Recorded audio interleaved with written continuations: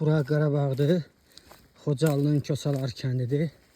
Baxın, sonra da deyirlər ki, o mənfurlar meşələri kəsməyiblər. Meşənin dərinliklərində 3-4 il, 5 il əvvələ təsadüf eləyən odun yığınaqları var. Artıq tamamilə quruyub.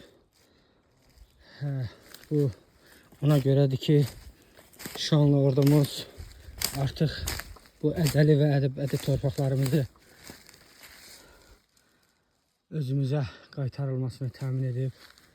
Allah ordumuzu qorusun, dövlətimizi qorusun.